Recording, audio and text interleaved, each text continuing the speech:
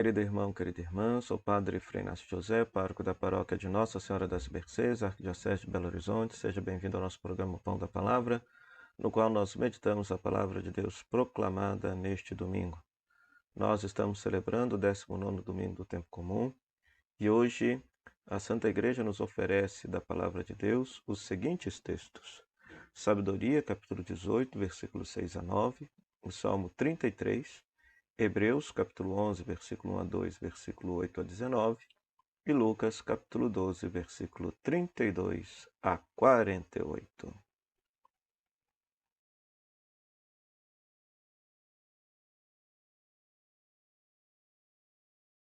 Pois muito bem, nós estamos celebrando também o mês de agosto, que na nossa tradição cristã católica aqui no Brasil é chamado de mês vocacional, mês que nós rezamos pelas vocações. E nesse primeiro domingo nós queremos recordar a vocação ao ministério ordenado. Então nós queremos rezar por todos os diáconos, permanentes ou transitórios, por todos os padres e por todos os bispos. O ministro ordenado, ele tem uma vocação muito bonita, pois a vocação dele é cuidar de uma comunidade cristã, alimentando esta comunidade com a palavra de Deus e com os sacramentos. Ele recebe a vocação de configurar a sua vida a Cristo bom pastor. Da mesma forma como que Cristo cuidava com muito amor e carinho das pessoas, assim também o ministro ordenado recebe esta vocação e esta missão da parte de Deus no serviço de sua Santa Igreja. Então, neste domingo, que nós possamos rezar por todos os diáconos, por todos os padres, por todos os bispos, para que de fato possam cuidar com muito amor, carinho e zelo das comunidades cristãs que lhes foram confiadas, alimentando-as com a pregação da palavra de Deus e com a administração dos sacramentos, que são a própria presença de Cristo ressuscitado entre nós. E que a palavra de Deus hoje também possa nos iluminar nessa perspectiva de rezar pelos ministros ordenados. A primeira leitura é tirada do livro da Sabedoria, no capítulo 18, versículos 6 a 9. É um texto interessante, porque o livro da Sabedoria é um livro que foi escrito por volta do século II a.C., ou alguns colocam o século I a.C., é um livro que foi escrito originalmente em grego, por isso não se encontra na Bíblia hebraica. Foi escrito pelos judeus de Alexandria, uma comunidade judaica que vivia lá no Egito, de língua grega, né? A Igreja Católica considera esse livro como inspirado, como canônico, né? Diferente, por exemplo, da própria tradição judaica, cujo texto não está na Bíblia deles, e a tradição protestante, que também não possui esse texto. E o livro da sabedoria tem por finalidade justamente contrapor a sabedoria e a filosofia, teologia judaica, com a sabedoria e filosofia grega, que era a sabedoria e filosofia hegemônica nesta época, né? Quando esse texto foi escrito, existia uma espécie de invasão cultural dos gregos sobre os judeus, tentando impor os seus valores, seu jeito de pensar, sua cultura, sua religião.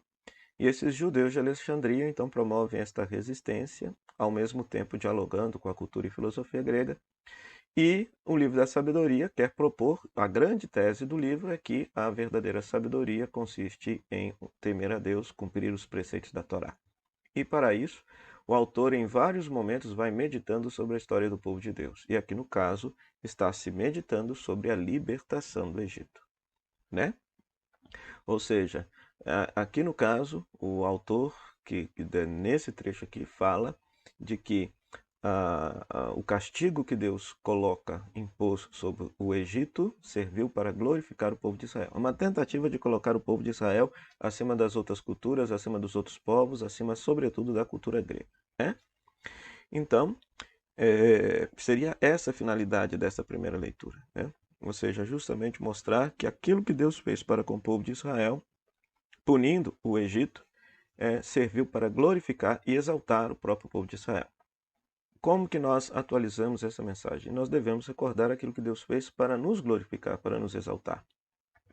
Se o povo de Israel considera uma grande façanha a libertação da escravidão do Egito, nós, enquanto cristãos, devemos considerar uma façanha muito maior o próprio Deus, o Verbo de Deus, Jesus Cristo, ter vindo ao mundo, participar de nossa vida, santificar a nossa vida e, por meio de uma vida verdadeiramente humana, ter reconciliado o céu e a terra.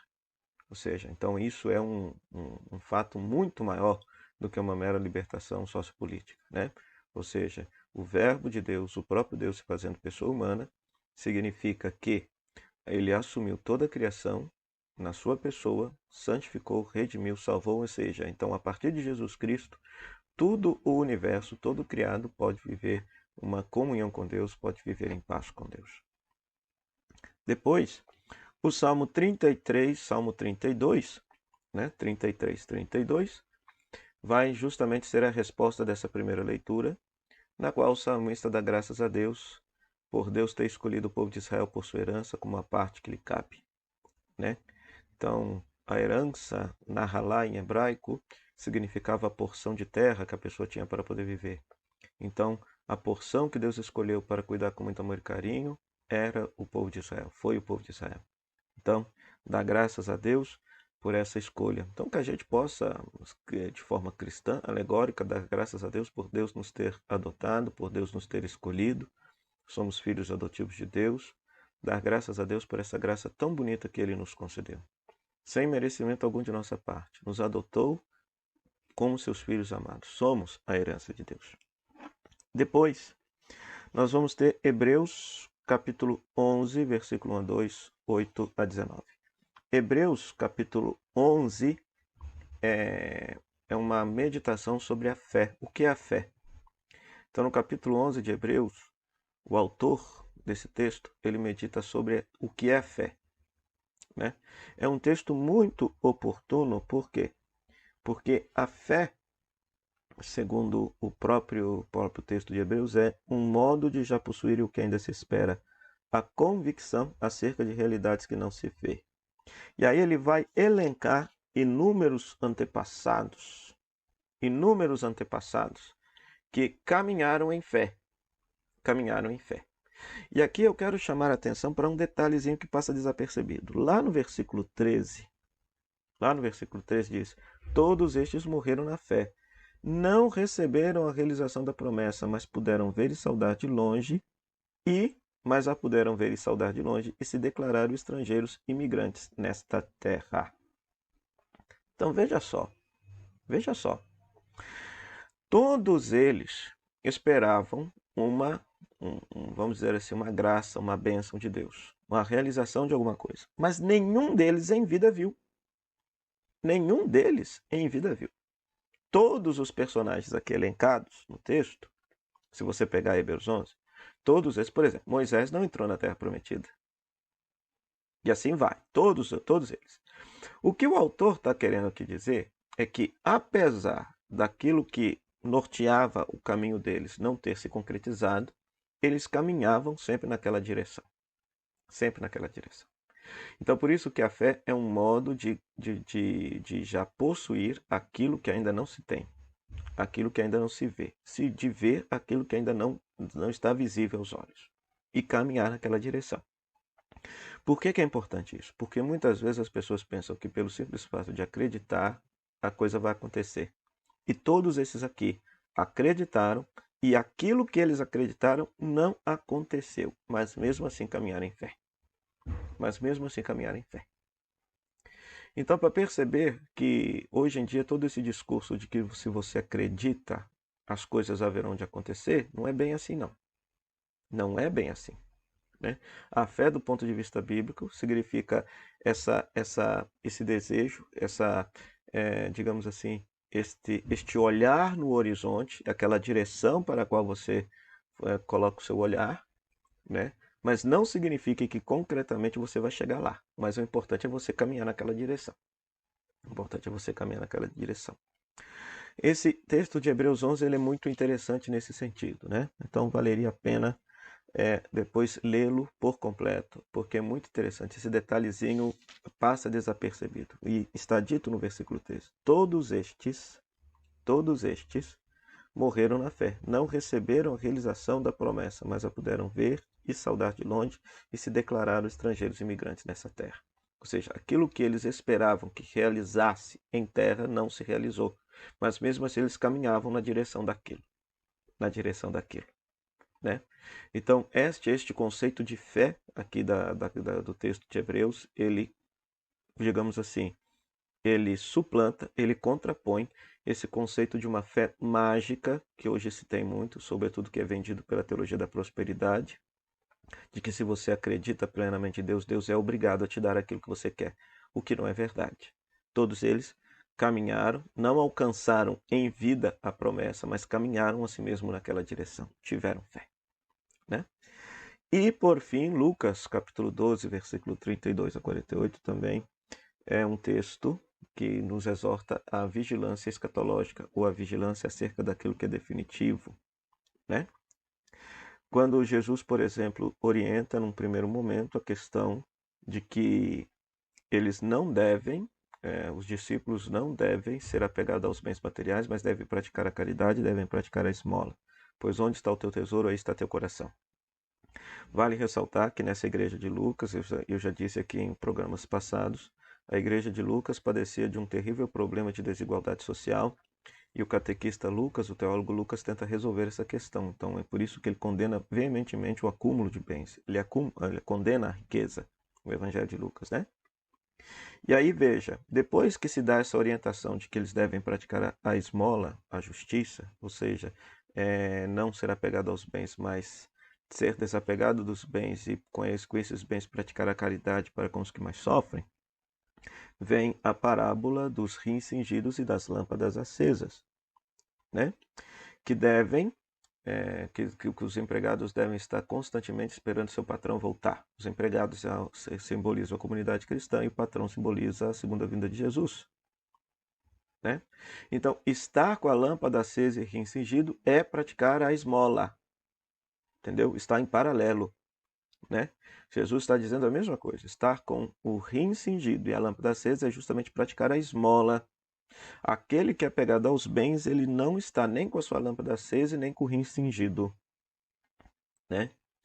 E depois, do versículo 41 em diante, Pedro pergunta, essa parábola é para todo mundo ou só para as lideranças da comunidade? E aí Jesus conta uma outra parábolazinha do administrador prudente que coloca empregados para tomar conta da sua administração. Aí Jesus está contando uma parábola para quem dirige a comunidade cristã.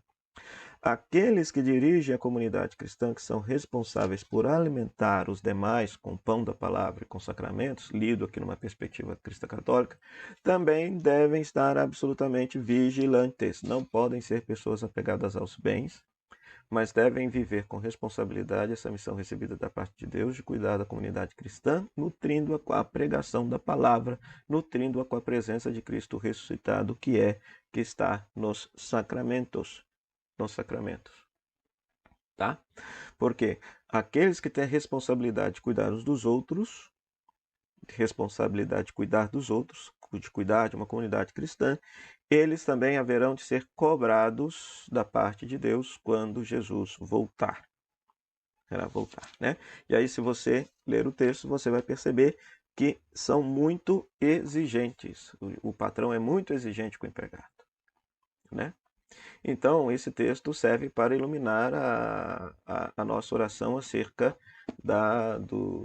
dos ministros ordenados, porque os ministros ordenados, na tradição católica, são justamente esses aos quais o patrão confiou a administração dos seus bens, a administração da comunidade cristã, para que eles pudessem cuidar do povo de Deus com muito amor e carinho, tentando fazer com que esse povo de Deus cresça cada vez mais na fidelidade ao próprio Senhor.